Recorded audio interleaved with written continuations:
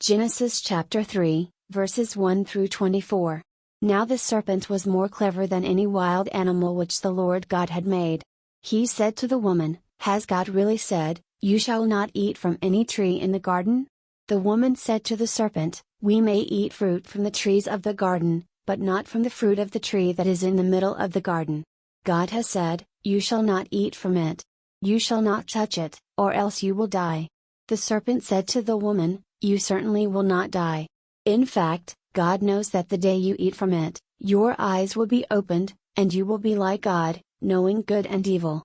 When the woman saw that the tree was good for food, and that it was appealing to the eyes, and that the tree was desirable to make one wise, she took some of its fruit and ate. She gave some also to her husband, who was with her, and he ate it. The eyes of both of them were opened, and they realized that they were naked. They sewed fig leaves together and made coverings for their waists. They heard the voice of the Lord God, who was walking around in the garden during the cooler part of the day, and the man and his wife hid themselves from the presence of the Lord God among the trees of the garden. The Lord God called to the man and said to him, "Where are you?"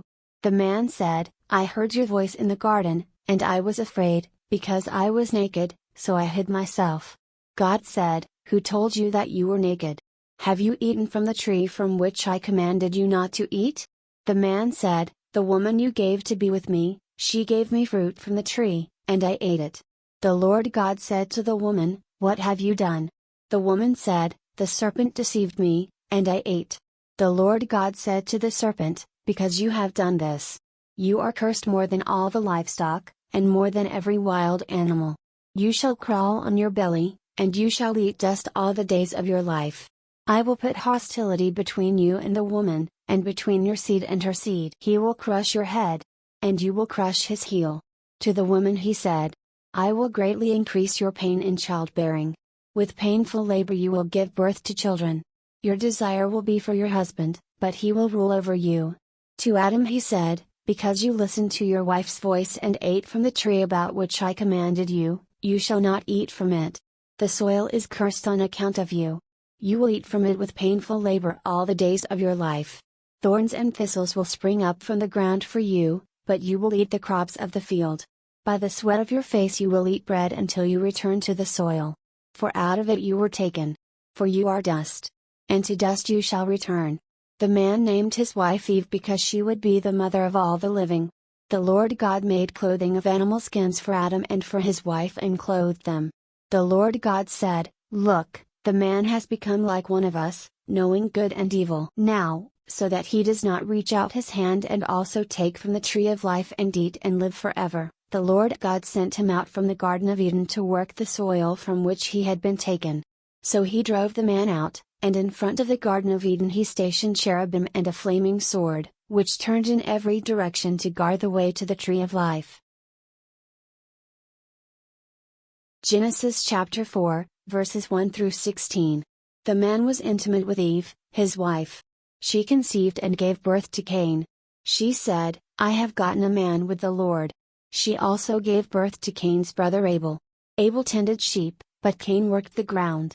As time passed, one day Cain brought an offering to the Lord from the fruit of the soil. Abel also brought some of the firstborn of his flock and their fat portions. The Lord looked favorably on Abel and his offering, but he did not look favorably on Cain and his offering. Cain was very angry, and his face showed it. The Lord said to Cain, "Why are you angry? Why do you have that angry look on your face? If you do good, will you not be lifted up? If you do not do good, sin is crouching at the door. It has a strong desire for you, but you must rule over it." Cain said to Abel, his brother, "Let's go into the field." When they were in the field, Cain attacked Abel, his brother, and killed him. The Lord said to Cain, "Where is Abel, your brother?" He said, "I don't know. Am I my brother's keeper?" The Lord said, "What have you done? The voice of your brother's blood is crying to me from the soil. Now you are cursed and sent away from the soil which has opened its mouth to receive your brother's blood from your hand. When you work the soil, it will no longer give its strength to you. You shall be a fugitive and a wanderer on the earth." Cain said to the Lord, "My punishment is too great for me to bear. Look, today you have driven me away from the soil. I will be hidden from your face, and I will be a fugitive and a wanderer on the earth. And whoever finds me will kill me." The Lord said to him, "No. If anyone kills Cain, he will face sevenfold revenge." And the Lord appointed a sign for Cain, so that anyone who found him would not strike him down.